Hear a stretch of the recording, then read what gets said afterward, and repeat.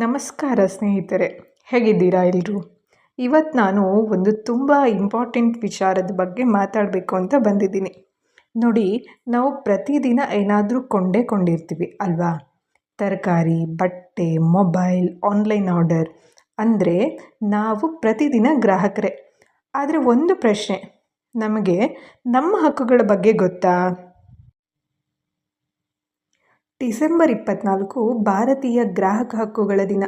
ಈ ದಿನ ಯಾಕೆ ಅಂತ ಕೇಳಿದರೆ, 1986 ಡಿಸೆಂಬರ್ 24ರಂದು ಭಾರತದಲ್ಲಿ ಕನ್ಸ್ಯೂಮರ್ ಪ್ರೊಟೆಕ್ಷನ್ ಆ್ಯಕ್ಟ್ ಜಾರಿಗೆ ಬಂತು.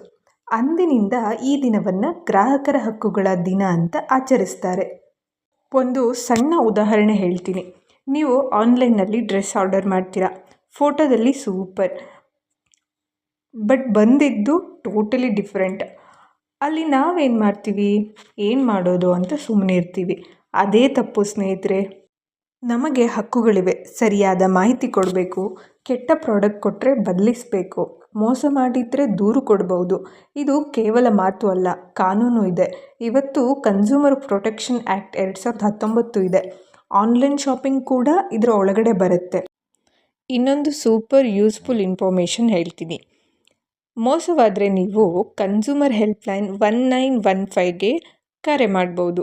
ಒಂದು ಕಾಲ್, ಒಂದು ಕಂಪ್ಲೇಂಟ್ ನಿಮ್ಮ ಹಕ್ಕಿಗಾಗಿ. ನೋಡಿ, ಹಣವನ್ನು ತಪ್ಪಾಗಿ ಬಳಸದೇ ಇರೋದು ನಮ್ಮ ಹಕ್ಕು. ವಿಶೇಷವಾಗಿ ನಾವು ಹುಡುಗಿರು, ಮಹಿಳೆಯರು ಹೆಚ್ಚು ಶಾಪಿಂಗ್ ಮಾಡ್ತೀವಿ. ಅದಕ್ಕೆ ಹೆಚ್ಚು ಜಾಗೃತರಾಗಿರಬೇಕು.